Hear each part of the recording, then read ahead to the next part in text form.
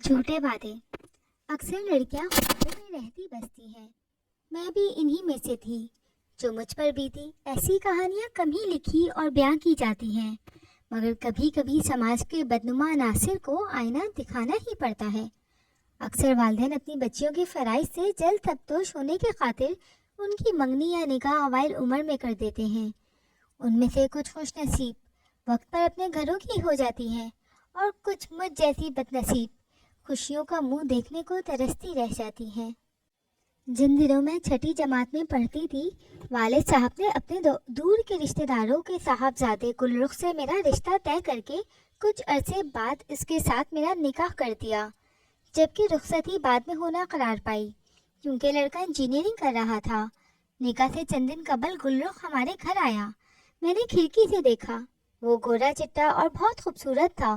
خوبصورت تو میں بھی تھی، لیکن زیادہ پڑھی لکھی نہ تھی، جبکہ وہ اعلیٰ تعلیم حاصل کر رہا تھا۔ ماں نے مجھے تلقین کی کہ تم بھی تعلیم کی طرف توجہ دو، تاکہ تیرے سسرال والے یہ نہ کہیں کہ ہماری بہو کو تعلیم کا شعور ہی نہیں۔ لیکن میں پڑھائی کی بجائے دن رات اپنے ہونے والے جیون ساتھی کے خیالوں میں کھوئی رہنے لگی۔ سہیلیاں اور بہنیں مجھے خوش قسمت سمجھتی کہ میرا رشتہ اتنے اچھے لڑکے کے ساتھ ہو گیا۔ یہ رشتہ 3 سال رہا، پھر کسی ظالم کی ایسی نظر لگی کہ گلرخ کو اس کے قبیلے کے دشمنوں نے گولیاں مار کر ختم کر دیا۔ ہم کو کسی نے نہ بتایا کہ یہ دیرینہ دشمنی کا نتیجہ تھا یا وہ دہشت گردی کی بھیڑ چڑھ گیا۔ اس کی یاد میں اس کے ماں باپ ہی نہیں، ہم بھی تڑپتے رہے، اور میں کتنا بد نصیب رہی کہ جو شادی سے قبل ہی بیوہ ہو گئی تھی۔ اس سانحے کے بعد میں جیسے جینا ہی بھول گئی تھی، بہت زیادہ غمزدہ رہنے لگی۔ ماں سے کہہ دیا کہ اب کوئی رشتہ آئے تو جواب دے دینا، اب میں شادی نہیں کروں گی۔ اس کے بعد کئی رشتے اور آئے، مگر میں خود کو شادی کے لیے آمادہ نہ کر پائی۔ بالآخر والد صاحب نے ایک رشتہ میری چھوٹی بہن کے لیے قبول کر لیا، اور اس کی شادی دھوم دھام سے ہو گئی۔ ہمارے گھر کے سامنے ہی والد صاحب کے بھائی کا گھر تھا، ان کے 3 بیٹے تھے۔ یوں تو کم ہی ہمارے گھر آتے تھے، لیکن میری بہن کی شادی کے موقع پر کام کاج میں ہاتھ بٹانے کو پیش رہے۔ ان کا منجھلا لڑکا جس کا نام پاشا تھا، وہ زیادہ ہمارے گھر آتا تھا۔ میرے والد کے ساتھ اس نے تقریب میں بڑھ چڑھ کر ہاتھ بٹایا۔ یوں میرے والدین کی نگاہوں میں وہ بہت اچھا بن گیا۔ زرینہ کی رخصتی کے بعد وہ روز آنے لگا، امی کا خیال کرتا، ان کے اکثر کام کر دیا کرتا تھا۔ اس طرح وہ ہمارے گھر کا ایک فرد بن گیا۔ پاشا میرا بھی خیال رکھتا تھا، مجھ کو کسی چیز کی ضرورت ہوتی تو دوڑ کر بازار سے لا دیتا تھا۔ ایک دن میں کچن میں کھانا بنا رہی تھی، اچانک میرے دوپٹے نے آنکھ پکڑ لی۔ اتفاق سے وہ آ گیا۔ اس نے جو دیکھا، میری پشت پر آنکھ ہے اور مجھے احساس بھی نہیں۔ دوڑ کر آیا اور اپنے ہاتھوں سے جلتا ہوا دوپٹہ مسل کر آنکھ بجھا دی، لیکن اس کوشش میں اس کے اپنے ہاتھ جل گئے۔ اس واقعے کا میرے دل پر اثر ہوا۔ تبھی سوچا، ہر وقت بس اپنے ہی خیالوں میں نہیں ڈوبے رہنا چاہیے، بلکہ کبھی کسی اور کے بارے میں بھی سوچنا چاہیے۔ رفتہ رفتہ میری سوچوں کا دھارا بدلنے لگا، اور اب میں اجالوں کے بارے میں باتیں کرنے لگی۔ جب میں نے اس کے بارے میں اپنی ذات سے نکل کر سوچا تو اسے بھی احساس ہو گیا کہ میں اسے چاہنے لگی ہوں۔ اب ہم وقت کی اوٹ میں جب موقع ملتا باتیں کر لیتے۔ جس روز وہ نہ آتا میں بے چین ہو جاتی۔ ہمارا گھر کافی بڑا تھا، والدہ گھر کے ایک حصے میں کام کر رہی ہوتی تو ہم کسی دوسرے حصے کی طرف جا بیٹھتے اور باتیں کرنے لگتے۔ ماں کو پتہ بھی نہ چلتا کہ میں کدھر ہوں۔ وہ آواز دیتی تو میں دوڑ کر ان کے پاس پہنچ جاتی۔ ان کو بالکل شک نہ ہوا کہ میں پاشا کو چاہنے لگی ہوں۔ وہ مجھے ابھی تک دکھی اور غمزدہ ہی سمجھتی تھی، اس لیے شادی کا ذکر تک میرے سامنے نہ کرتی تھی۔ مبادہ اور دکھی ہو کر رونے لگوں۔ والدین تو دل سے چاہتے تھے کہ میرے دل کی مرجھائی ہوئی کلی کھلے۔ میں نے میٹرک کر لیا تھا اور اب PTC کا کورس کر رہی تھی۔ چاہتی تھی کہ ٹریننگ مکمل کر لوں تو والدین پر یہ بات کھلے کہ اب میں شادی کرنا چاہتی ہوں اور میں نے پچھلا غم بھلا دیا ہے۔ پاشا پر مجھے اعتبار تھا کیونکہ وہ اپنی تمام باتیں مجھے کہہ دیا کرتا تھا، لیکن یہ میری بھول تھی کیونکہ انسانی ذات بڑی پیچیدہ ہے۔ ہم سمجھتے ہیں ہم کسی کو پوری طرح سمجھ لیں گے، حالانکہ برسوں کے ساتھ کے باوجود کسی کو تھوڑا سا بھی سمجھ پائیں تو بڑی بات ہے۔ ایسا ہی میرے ساتھ ہوا۔ ہم ایک دوسرے کے رازدار بن چکے تھے، لیکن اصلی راز اس نے مجھے نہیں بتائے۔ یہ مجھے بعد میں پتہ چلا کہ وہ کئی لڑکیوں کو بیوقوف بنا چکا تھا۔ مسکراہٹ ہر وقت پاشا کے ہونٹوں پر رہتی تھی۔ وہ 21 برس کا لمبا ترنگا اور خوبرو نوجوان تھا۔ ظاہری طور پر مہذب اور بہت شریف النفس دکھائی دیتا تھا، لیکن اس کے اندر کا انسان ظاہر کے روپ سے بہت مختلف تھا۔ ایک دن میں نے اس سے کہا، رشتے کے لیے اپنے والدین کو ہمارے ہاں بھیجو، تو اس نے مالی مشکلات کا بہانہ بنا کر یہ بات کچھ وقت کے لیے ٹال دی، لیکن مجھے یقین دلایا کہ شادی میں تمہارے سوا کسی سے نہ کروں گا۔ مجھے بھی اطمینان اور سکون ہو گیا کہ گھر کی بات ہے۔ پاشا کون سا مجھے دھوکہ دینے والا ہے؟ کچھ عرصے کا انتظار اور سہی۔ اس دوران میرے لیے ایک اور بہت اچھا رشتہ آ گیا۔ والدہ نے میری رائے لی، میں نے صاف انکار کر دیا۔ اس وقت میں FA کی تیاری کر رہی تھی، جس میں پاشا مدد دینے کے بہانے مجھ سے اور قریب آ گیا تھا۔ وہ دیر تک مجھے پڑھاتا۔ جب والد ٹرک لے کر کئی دن دوسرے شہروں میں گئے ہوئے ہوتے، چھوٹی بہن اور امی سو جاتی، تو ہم رات دیر تک اکیلے رہ جاتے تھے۔ تنہائی میں برائی جنم لیتی ہے۔ میں محبت کو عبادت سمجھتی تھی، لیکن پاشا ایسا نہیں سمجھتا تھا، لہٰذا اس نے تنہائی سے فائدہ اٹھا کر مجھ کو میرے ہی خوابوں کے جال سے شکار کر لیا۔ اب وہ دن رات یہی باتیں کرتا کہ ہم لوگوں کا ایک چھوٹا سا گھر ہوگا، اور میں تو سہانے خواب دیکھ رہی تھی، اور وہ میرے قریب آتے آتے حد سے گزر جاتا تھا۔ ایک دن ہم رات کے 12 بجے ساتھ بیٹھے تھے کہ میری والدہ جاگ گئیں۔ وہ دبے قدموں میرے کمرے میں پہنچیں۔ شاید انہیں کچھ شک ہو گیا تھا۔ پاشا کو میرے اتنا قریب پا کر وہ دم رہ گئیں۔ غم و غصے سے تو اور کچھ نہ کر سکی، پہلے اپنے گالوں پہ تماچے مارے، پھر رونے لگی۔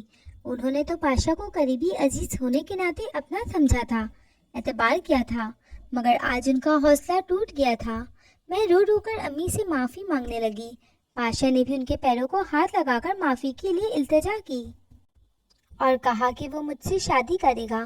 بے شک والدین کو جہاں بیٹیوں کے اچھے رشتوں کا خیال ہوتا ہے، وہیں ان کی عزت کا بھی پاس ہوتا ہے۔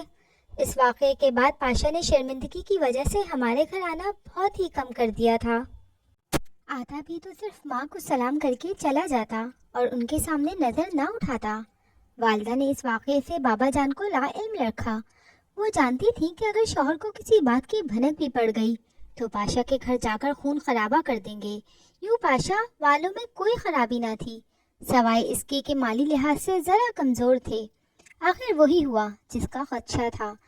جو میں شادی پر اصرار کرنے لگی، پاشا نت نئے بہانے تراشنے لگا، یہاں تک کہ میں نے اس سے ناراض ہو کر بولنا چھوڑ دیا، مگر اس دکھ سے نڈھال تھی کہ اس نے ہمارے ہاں آنا بالکل ہی ترک کر دیا تھا۔ مجبور ہو کر میں خود اس کے گھر گئی۔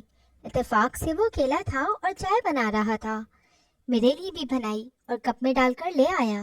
ہم دونوں چائے پینے لگے۔ اس طرح ہماری صلح ہو گئی۔ میں نے FA کے پرچے دیے۔ آخر کے پرچے میں میری طبیعت خراب ہو گئی۔ پرچہ جوں کا توں دیا۔ ہال سے باہر نکلی تو چکر آیا اور میں گر گئی۔ والدہ مجھے قریبی ڈاکٹر کے پاس لے گئیں۔ اتفاق سے ڈاکٹر نماز پڑھنے گیا ہوا تھا۔ کلینک میں نرس موجود تھی۔ اس نے دوا دی اور میری حالت سنبھل گئی۔ ہم گھر آ گئے۔ اس دوران پاشا کی بہن کی شادی ہونے لگی۔ وہ شادی کے کاموں میں مصروف ہو گیا، مگر میری پریشانی ناقابل بیاں تھی، جس کا پاشا کو اندازہ ہی نہ تھا۔ چچی نے مجھے بلا بھیجا کہ آؤ کچھ کام کروا جاؤ، لیکن میں نہ گئی تو پاشا خود بلانے آ گیا۔ اس وقت میں اپنے کمرے میں اکیلی بیٹھی تھی، کیونکہ امی بھی پاشا کے گھر چچی کے پاس گئی ہوئی تھی۔ مجھے روتا پا کر وہ پریشان ہو گیا اور پوچھا کہ کیا ہوا ہے، کیوں رو رہی ہو؟ جب میں نے اسے اپنی پریشانی کی وجہ سے آگاہ کیا تو اس کے پیروں تلے زمین نکل گئی۔ اس نے مجھے تسلی دی کہ فکر نہ کرو، لیکن یہ جھوٹی تسلی تھی۔ اس واقعے کے 2 روز بعد خالہ خالو بھی شادی میں شرکت کرنے نزدیکی گاؤں سے آ گئے۔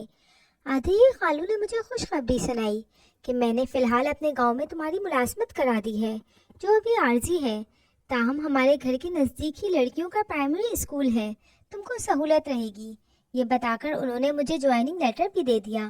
وہ محکمہ تعلیم میں ملازم تھے، لہذا اتنی جلدی میری بطور ٹیچر ملازمت کا بندوبست ہو گیا۔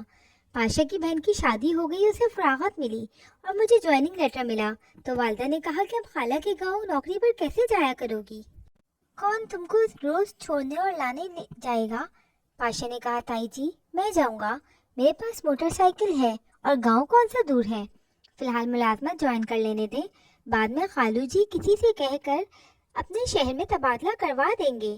वालदा ने इजाज़त दे दी क्योंकि मैंने बहुत मिन्नत की थी कि ज्वाइनिंग ना दी तो खालू दोबारा सिफारिश ना कर सकेंगे और मुझे सरकारी मुलाजमत भी ना मिल पाएगी। पाशा रोज़ मुझे अपने मोटरसाइकिल पर स्कूल छोड़ने और लेने जाता क्योंकि वालिद साहब दूसरे शहर में होते और मेरा कोई भाई ना था।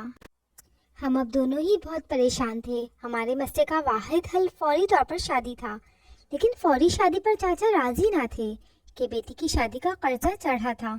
बेटे की शादी का खर्चा कहाँ से लाते। फिलहाल 2 साल तक पाशा की शादी के हक में ना थे। जब परेशानी का कोई हल समझ में नहीं आया तो एक दिन स्कूल जाने के बजाय पाशा मुझे एक डॉक्टर के पास ले गया। उससे दरख्वास्त की कि मेरी बीवी परेशान है, हमारा एक बच्चा अभी छोटा है और ये मुलाजमत करती है, फिलहाल दूसरी जिम्मेदारी के मुतहम्मिल नहीं हो सकती। लेडी डॉक्टर ने अल्ट्रासाउंड किया और बोली कि खुदा की जो मर्जी है पूरी होने दो, क्योंकि वक्त ज़्यादा हो चुका है, अब मैं आप लोगों की कोई मदद नहीं कर सकती। इस दिन हम जब छुट्टी के टाइम से पहले घर वापस आ गए तो माँ परेशान हो गई। जल्द आने की वजह पूछी। मैंने कहा जल्दी छुट्टी हो गई थी, लेकिन माँ को शक हो गया क्योंकि परेशानी हमारे चेहरे पर लिखी हुई थी। माँ ने मुझसे तरह तरह के सवालात करना शुरू कर दिए।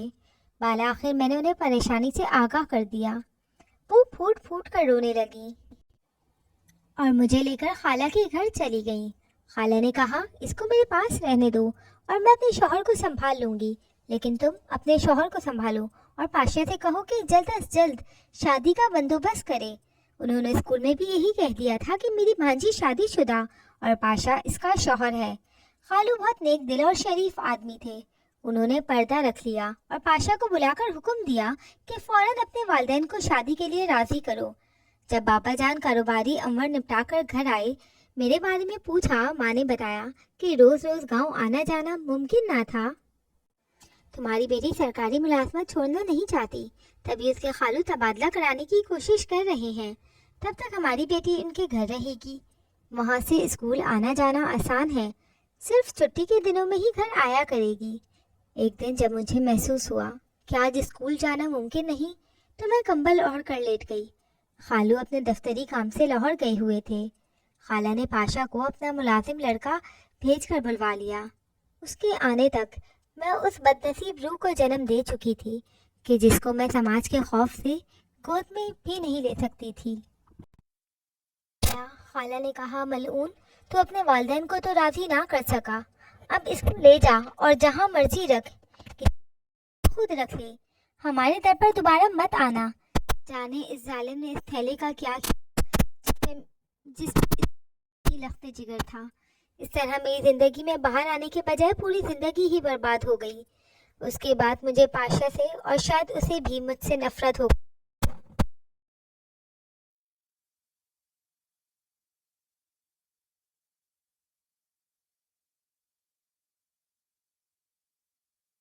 ही ना रही। तो फिर अब शादी का क्या जवाब रहा। उसने ये भी ना बताया कि उसने उस थैले का क्या किया, किसी को दे दिया या कहीं फेंक दिया। अलबत्ता ये कहा कि वो मजबूर है। उसके वालिदैन उसकी शादी मुझसे करने पर किसी और राजी नहीं। उसकी माँ अपनी भांजी को बहू बनाना चाहती है। जब उसने ये अल्फाज कहे, दिल करता था कि उसके मुंह पर थप्पड़ मार दूँ। बस इतना कह सकी कि फिर मुझको दोबारा अपनी सूरत ना दिखाना। जब मालूम था कि तेरे माँ बाप राजी नहीं होंगे, तो मुझको और मेरी माँ को यकीन क्यों दिलाया और हमसे झूठे दावे क्यों किए, ताकि ज़मीन शक हो जाए और मैं बदबख्त उसमें समा जाऊं। मेरी माँ को तो ऐसा सदमा लगा कि वो अपने खालिक हकीकी के पास चली गई। उनको मेरी बर्बादी का बहुत दुख था। गलती तो मेरी थी, सज़ा मेरी बेकसूर माँ को भी मिलती थी। सो ऐसा सदमा मिला कि वो सह ना सकी और जान से गई। चंद दिन बाद खालू का इंतकाल हो गया। खाला अकेली रह गई। छोटी बहन की वालिद साहब ने शादी कर दी तो मैं खाला के पास चली गई, क्योंकि वहाँ ही मेरी मुलाजमत की हो गई थी। कहा मेरा भी घर बस जाए। मुझे शादी से नफरत हो गई थी। मुझसे सदा की कि मुझे मजबूर ना करें, अपनी छोटी बहन के पास रहने लगे जो मुद्दत से बेवा थी। मैं आज भी खाला के घर रहती हूँ। اسکول میں ملازمت کرتی ہوں اور خالہ کے گھر کو ہی اپنا گھر سمجھتی ہوں، کیونکہ اس دنیا میں میرا اپنا کوئی گھر نہیں ہے۔